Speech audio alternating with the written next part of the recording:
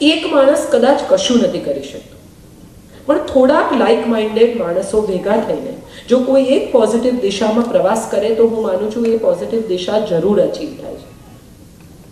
અને જ્યારે અહીંયા સશક્તિકરણની વાત થાય છે, નારી સ્વાસ્થ્યની વાત થાય છે, ત્યારે ખરેખર મારે એ સવાલ પૂછવો છે કે કેટલી સ્ત્રીઓ કેલ્શિયમ લે છે? કેટલી સ્ત્રીઓ ઘરમાં પોતે દૂધ પીએ છે, અથવા પોતાની કાળજી લે છે, અથવા નિયમિત રીતે ફ્રૂટ ખાય છે, અથવા નિયમિત રીતે કસરત કરે છે, અથવા નિયમિત રીતે ચાલવા જાય છે, અથવા નિયમિત રીતે પોતાના સ્વાસ્થ્યની તપાસ કરાવે છે? કેટલી સ્ત્રીઓ બ્રેસ્ટ કેન્સરની કે પેપ્સમિયર ટેસ્ટ કરાવે છે? સશક્તિકરણ એ ફક્ત કમાઈ લેવું અથવા કારકિર્દીમાં આગળ વધી જવું નથી. જેના ઉપર આખા ઘરના સ્વાસ્થ્યનો આધાર છે, એ પોતાના સ્વાસ્થ્ય વિશે કેટલી સજાગ છે એવું કેટલા પતિઓએ પોતાની પત્નીઓને પૂછ્યું છે? પત્ની તો સવારે અમારે ત્યાં તો વાણિયાઓને ત્યાં તો બહુ રસપ્રદ હોય, નાનકડા ચાંદીના વાડકીની અંદર વિટામિન્સ હોય ને પછી એ ટેબલ પર મુકાય અને પતિને કહેવામાં આવે કે તમે વિટામિન ભૂલી નહીં જતા. પણ પતિએ કોઈ દિવસ કહ્યું કે તું વિટામિન લે છે નિયમિત?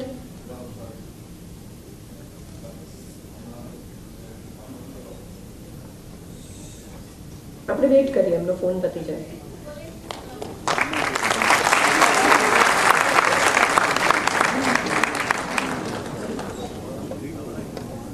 હું સારું બોલું છું કે નહીં એ પછીની વાત છે, પણ બાકીના લોકો જ્યારે સાંભળવા માંગતા હોય ત્યારે હું એવું માનું છું કે ઓડિટોરિયમમાં મોટેથી વાત કરવી એ સભ્યતા નથી.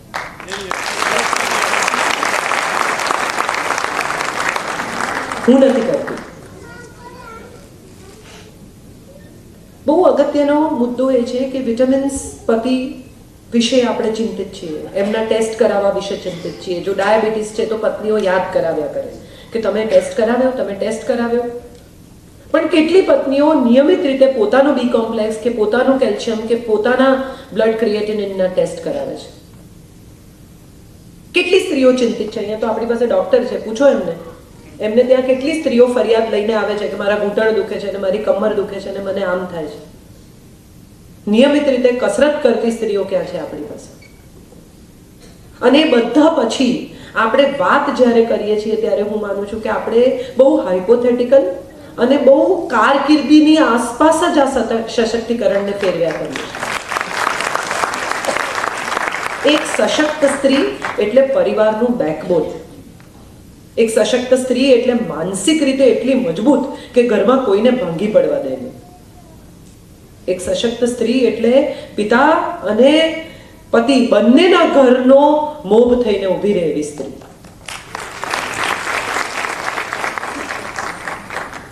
આ બહુ અગત્યના મુદ્દા છે. કેટલી માં પોતાની દીકરીને એવું શીખવાડે છે કે બેટા ટૂંકા કપડાં પહેર અથવા તને ગમે તેવા કપડાં પહેર, પણ એ કપડાને કેરી કરતા શીખ. તારી જાતને એટલી સાચવ કે કોઈ માણસ તને ઊંચી આંખ કરીને જોઈ ન શકે. તારી આંખમાં એટલું તેજ હોવું જોઈએ. હું તો ઘણી વાર કહું છું કે મહાભારતમાં દુશાસનના હાથ દુખી ગયા કે ગોવિંદે વસ્ત્રો પૂર્યા, કોને ખબર? આ તો નવલકથા છે. પણ એમાં અગત્યની વાત કદાચ એ છે કે દ્રૌપદીની આંખમાં એટલું તેજ હશે કે દુશાસને હાથ પકડ્યા પણ કપડા ખેંચી શક્યો નહીં. એવી પણ શક્યતા છે. આપણે એ દિશામાં કદી ગયા નથી. પ્રશ્ન પૂછતી સ્ત્રી હંમેશા એક બહુ મોટો મુદ્દો બની જતી હોય છે. દ્રૌપદીએ પૂછ્યું કે પહેલા પોતાની જાતને હાર્યા કે મને હાર્યા, અને જો પહેલા પોતાની જાતને હાર્યા તો મને દાવ પર મૂકવાનો એમને અધિકાર કેટલો છે? પણ કોઈએ એને જવાબ આપ્યો નહીં. કેટલા બધા લોકો ત્યાં બેઠા હતા, એમાંથી કોઈ જવાબ આપી શક્યું નહીં. કેટલા બધા લોકો એવો આક્ષેપ કરે છે કે રામે સીતાને ત્યજી દીધી ને આમ થયું ને ફલાણું થયું ને રાજ્ય ધર્મ મોટો કે પતિ ધર્મ મોટો. પણ કોઈને ખબર નથી કે જ્યારે લક્ષ્મણ પાછા આવે છે, આ વાલ્મીકી રામાયણનો ભાગ છે, રઘુવંશનો ભાગ છે, કે જ્યારે લક્ષ્મણ પાછા આવે છે અને કહે છે રામને કે આવી રીતે સીતાને મેં ઉતારી દીધા ને બહુ રડી અને આવી રીતે દુઃખી છે, ત્યારે રામ કહે છે કે હું ઈશ્વર જાણે છે કે હું નિષ્કલંક જીવવા માટે મારા સ્વયંના સુખનું બલિદાન આપું છું.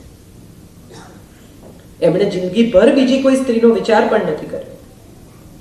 અને રાજા થવું એ સુખી થવાનો માર્ગ નથી. રાજા થવું એ તો એવો માર્ગ છે કે જેના રસ્તા પર કાંટા જ કાંટા છે. રાજ્ય ધર્મ એટલા માટે કારણ કે જો રાજા જ કલંક વાળો છે તો એ કોઈને શું કહી શકે? If the leader is wrong, what is he going to tell to others? So to prove the right leadership, to prove that what he says or what Ram રાજ્ય એક એવી જગ્યા છે કે જ્યાં પ્રજાના મતનો મહત્વ છે એવું પ્રસ્થાપિત કરવા માટે જે માણસ પોતાની પત્નીને છોડી શકે અને પત્ની એને માફ કરે છે. સીતા એક પણ એવું નથી કહેતી કે હરામખોર છે, લુચ્ચો છે, આવું કઈ નથી કહેતી. એ તો કહે જ છે ત્વમેવ ભર્તા ન ચ વિપ્રયોગ, મને ફરીથી બીજા જન્મમાં પણ તમે જ જોઈએ છે પતિ તરીકે, કાઢી મૂકી તોય. So that means that the woman has this power કે માફ કરી શકે પૂરા હૃદયથી. તો આપણે કેમ નથી કરતા એ પ્રશ્ન મારે માટે બહુ અગત્યનો છે. સ્ત્રી હોવું એટલે પોતાના સન્માનની આશા બીજા પાસે ન રાખવી, પોતે ઊભું કરવું પોતાનું સન્માન. અને આ સન્માન ત્યારે ઊભું થઈ શકે જ્યારે આપણે બીજાને સન્માન આપી શકીએ. સામાન્ય રીતે પરણીને આવેલી વહુ જે ભાષામાં વાત કરતી હોય છે એ ભાષામાં જો એ એમ આશા રાખતી હોય કે એને દીકરીની ટ્રીટમેન્ટ મળે તો એ ન પડે. જ્યારે કોઈ એક છોડ એક કુંડામાંથી નીકળીને બીજા કુંડામાં જાય છે ત્યારે એની આજુબાજુની માટી જાય છે સાથે, મૂળ આમ ખંખેરીને નથી લઈ જતા આપણે. સાઉથ ગુજરાત તો ખેડૂતોની ભૂમિ છે અને એ બધાને ખબર છે કે સાથે છોડની સાથે માટી લઈને નવા કુંડામાં રોપવામાં આવે. ધેટ મીન્સ કે એ છોકરી જે પરણીને આવી છે એ પોતાના કુંડાની માટી જોડે લાવી છે. એ માટી બીજી માટીમાં ભળીને એકરસ થઈને એક બને ત્યાં સુધી તો વેઇટ કરીએ. આજે જ હમણાં જ બધું જ શીખી જાય, આજે જ હમણાં જ બધું જ શીખવાડી દઈએ એવું કેવી રીતે બનશે? અને બીજા પક્ષે મમ્મી જો એમ કે તારામાં અક્કલ નથી, કે તું અક્કલ વગરની છે, તો દીકરીને ખરાબ નથી લાગતું. પણ જો સાસુ એમ કે બેટા આમ નહીં આમ કરાય તો એને ટોક્યું લાગે છે. એ પણ માં જ છે, એવું કેમ નથી વિચારતા આપણે? શિક્ષણ જ એ છે કે આ સાસુ છે. વિચાર કરો, અમારા જયભાઈ હંમેશા કહે છે કે કેમ સીતાવનમાં ગયા? કેમ કે જે ઘરમાં 3 સાસુ હોય ને પતિ ન હોય કેમ રહેવાય? કેમ પતિ હાજર નહીં ડિફેન્ડ કરવા માટે પાછો, બહુ અઘરું પડે. સો જોક સપાટ, પણ આપણે જે દિશામાં જઈ રહ્યા છીએ એ સશક્તિકરણની વ્યાખ્યાઓને કદાચ નવેસરથી લખવાની જરૂર છે. સ્ત્રી સશક્ત છે જ. સ્ત્રીમાં એ તાકાત, એ હિંમત, એ સ્નેહ, એ કરુણા, એ કાળજી, એ ભાલ, એ પ્રેમ, એ આપવાની તૈયારી, એ માફ કરવાની શક્તિ છે જ. બસ એ શક્તિઓની ઉપર એક ઈગોનો નાનકડો પડદો આવી ગયો છે અને એને સમોવડા હોવાનું એક નવું રમકડું આપવામાં આવ્યું છે. શું કામ સમોવડા થવાનું? પોતાના સ્થાન પર પોતે કેમ ઉત્તમ નહીં થવાનું? બધા જ લોકો મુકેશ અંબાણી થવા નીકળશે તો બેઝિક કામ કોણ કરશે? અથવા બધા જ જો એમ નક્કી કરી લે કે મારે પાયલટ થવું છે તો બાકીનું શું? દરેક કામ પોતાની જગ્યાએ ઉત્તમ છે, શ્રેષ્ઠ છે. આજે જ કોઈકની સાથે હું વાત કરતી હતી અને ફોન પર ને મેં કહ્યું કે અમારા ડ્રાઈવર, એટલે એ ભાઈએ મને એવું કહ્યું કે હું તો કોઈ દિવસ ડ્રાઈવર નથી કહેતો. એટલે મને સહેજ હસવું આવ્યું ને મેં કહ્યું કે હું મારી જાતની ઓળખાણ આપું તો શું કહું? રાઇટર.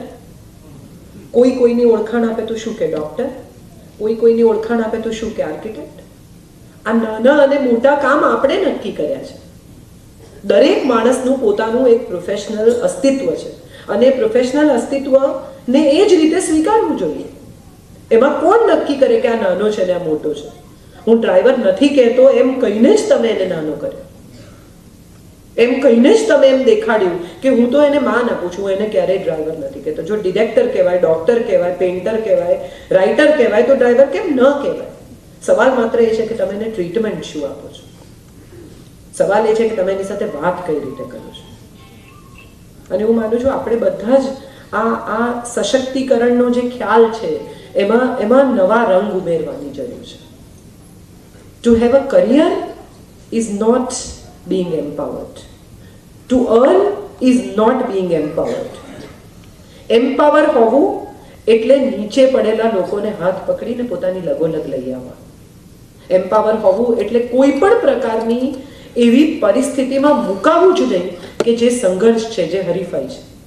મજબૂત માણસ તો હંમેશા એમ જ કહે કે ભલે તમને એમ લાગે છે તો તમે એમ માનો, તમારો અભિપ્રાય છે, આપણે થોડા સમયમાં નક્કી કરીશું કે સત્ય શું છે. સાબિત કરવાનો પ્રયત્ન જ સંઘર્ષનો ઉતરે છે ખરેખર. સત્યને સાબિતીની કોઈ જરૂરત જ નથી. સત્ય એની આપમેળે સાબિત થશે.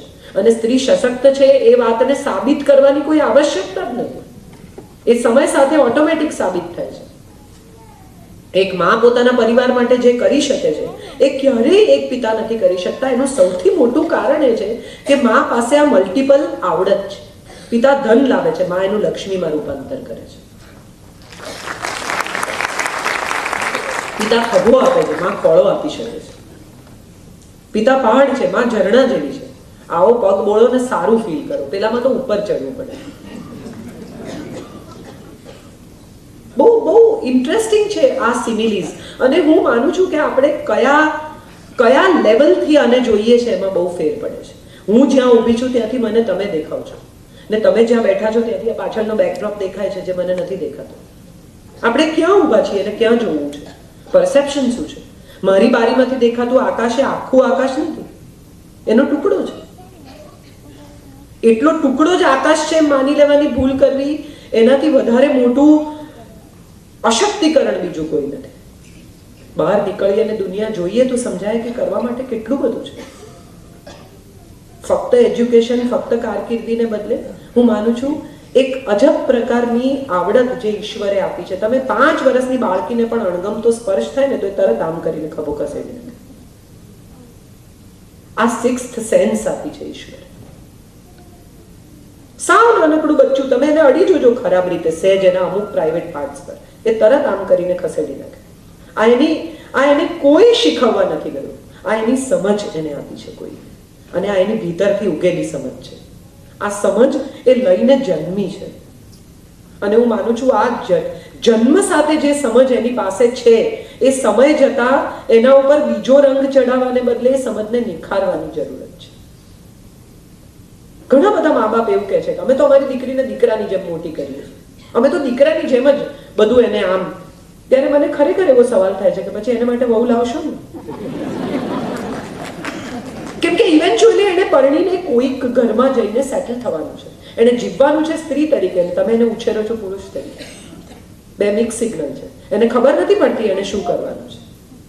એને બદલે જો તમે એને એમ કહો કે બેટા તું સ્ત્રી છે પણ સ્ત્રી હોવાનું ગૌરવ કરજે, કદી એવું ફીલ નહીં કરતી કે તું નહીં કરી શકે, આપજે, પ્રેમ કરજે, માફ કરજે, માં બનજે, સારી પત્ની બનજે. બહુ સરસ સાગર સરહદી એક સંવાદ લખ્યો છે કભી કભી નામની ફિલ્મમાં. રાખી પૂછે છે કે ક્યાં કરેંગે, कैसे गुजारेंगे ये जिंदगी? અને અમિતાભ બચ્ચન એને જવાબ આપે છે કે તુમ એક अच्छी पत्नी बनना, मैं एक अच्छा इंसान बनूंगा. હું માનું છું આ કદાચ દરેક માણસે શીખવા જેવી જરૂરિયાત છે કે આપણે કારકિર્દીના લેવલ પર શું છીએ એ તો બહુ સુપરફિશિયલ બાબત છે. આપણે માણસ તરીકે કેવા છીએ એ કદાચ આપણી સશક્તિકરણનો બહુ મોટો હિસ્સો છે. નોટ જેણે પણ ખિસ્સું બનાવ્યું હશે ને એ બહુ વિશ્વનો બહુ ઉત્તમ દરજી હશે. એણે હૃદય પાસે ખિસ્સું બનાવ્યું છે. નોટ ખિસ્સામાંથી નથી નીકળતી, દિલમાંથી નીકળે છે. પૈસા ક્યાંથી આવે છે એ બહુ અગત્યનું નથી, પૈસા ક્યાં જાય છે એ બહુ અગત્યનું છે. પૈસાની આવક તો બરાબર છે, ક્યાંયથી પણ આવી શકે, એનો વ્યય શું છે એ બહુ અગત્યનું છે. ક્યાં જાય છે આ પૈસા? દીકરી પરણીને જાય, બધા પારકી થાપણ ને ફલાણું ને આમ. ખરેખર બહુ સુંદર એક અંગ્રેજી વાક્ય છે કે son is a son till he brings home his wife, daughter is a daughter all my life. એક દીકરી ત્યાં સુધી દીકરી છે આખી જિંદગી, અને દીકરો ત્યાં જ સુધી દીકરો છે જ્યાં સુધી બહુ ઘેર લઈ આવે. પછી એ પતિ પણ બની જાય છે, અને પછી એની જવાબદારીઓ, એના ઇમોશન્સ, એની લોયલ્ટી પણ બિચારાની વહેંચાઈ જાય છે. અને હું માનું છું કે આ જો એક ઘરમાં સાસુ વહુ મળીને સશક્તિકરણની શરૂઆત કરે તો હું માનું છું વિશ્વમાં ક્યાંય સશક્તિકરણ શોધવા જવાની જરૂર નથી. બે જ સ્ત્રીઓ જો એકબીજાને સપોર્ટ કરતા શીખી જાય ને તો હું માનું છું આ પુરુષોની દુનિયા તો ખતમ થઈ જાય. આખી દુનિયા નભે છે જ સાસુ વહુના ઝઘડા પર. જે મિનિટે સાસુ ને વહુ એક થઈ ગયા મિનિટે હું માનું છું કે ઘરમાં બીજા કોઈની કશી જરૂરિયાત પડવાની જ નથી. એકતા કપૂરની સિરિયલ સિવાય કોઈ જગ્યાએ એવી સાસુ જોઈ છે કે જે ખીરમાં મીઠું નાખે? મેં નથી જોયું. સો ફોર મી આઈ થિંક સશક્તિકરણ તો બહુ અદ્ભુત વસ્તુ છે અને એ ભીતરથી આવે છે. મારી પાસે કરોડો રૂપિયા હોય પણ મારી પાસે વાપરવાની તાકાત ના હોય તો હું ઉદાર નથી. મારી પાસે 10 રૂપિયા હોય પણ એમાંથી હું 5 આપી શકું તો હું ઉદાર છું. આ પરસેપ્શન છે.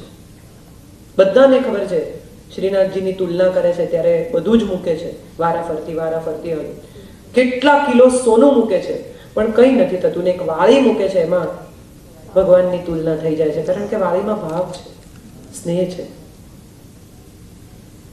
દુર્યોધન જમાડવાની વાત કરે છે પણ ભગવાન જમતા નથી, એ તો વિદુરને ત્યાં જાય છે ને ભાજી ખાય છે, કારણ કે ત્યાં સ્નેહ છે.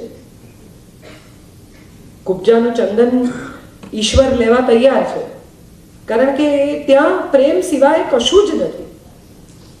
ઉદ્ધવને નવાઈ લાગે છે કે આ 7 ઘોડાનો રથ જોડીને આ કુબ્જાને ત્યાં જાય છે, ભર રસ્તે ગાંડો થઈ ગયો છે અને એક સાંજ કુબ્જા સાથે વિતાવે છે અને બીજે દિવસે સવારે આખું ગામ જેની વાતો કરે છે એ કુબ્જા હવે ઈશ્વરમય છે. કોઈને ઊંઘ આવે છે?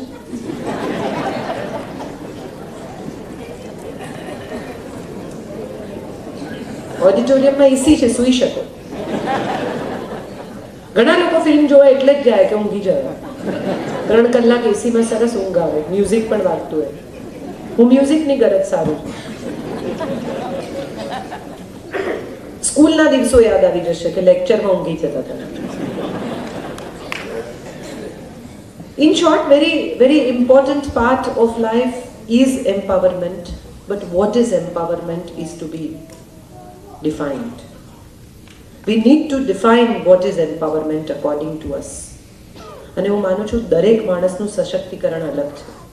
જુઠ્ઠું ન બોલવું એ સશક્તિકરણ છે, નમ્રતાથી વિરોધ કરવો એ સશક્તિકરણ છે, સ્વયં પર વિશ્વાસ હોવો એ સશક્તિકરણ છે, ગાડી ચલાવતા શીખી જવું એ સશક્તિકરણ છે, પોતાની બેંકનો હિસાબ કિતાબ જાતે રાખવો એ સશક્તિકરણ છે, પોતાના બાળક માટે મેથ્સ શીખવું એ સશક્તિકરણ છે. હું મારા દીકરા માટે મેથ્સ શીખી. અમે બંને એક સેમ ટીચર પાસે જઈને ટ્યુશન લીધું કારણ કે હું એને ભણાવી શકતી નહોતી, મારું ગણિત બહુ ખરાબ છે. So I started going with him, sitting with him and doing the same homework that he used to do. So probably we can somewhere meet each other. એટલે હું માનું છું આપણી સશક્તિકરણની આગવી વ્યાખ્યા ઊભી કરીને એ સશક્તિકરણ તરફ આગળ વધવું એ સાચું સશક્તિકરણ છે. Thank you so much. તમે હવે જાગી જજો જે ઊભી ગયા હતા.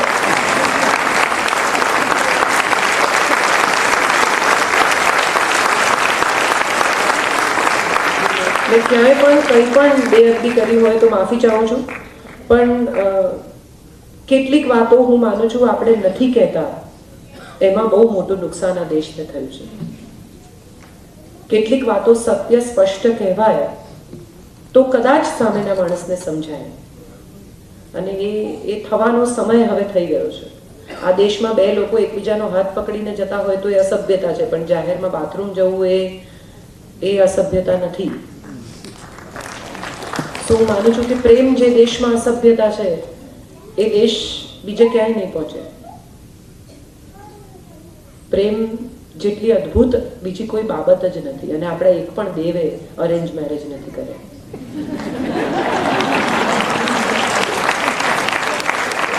ને એમાંની એક પણ પત્ની એમની જ્ઞાતિની નહોતી અને છતાં એ ભગવાન છે.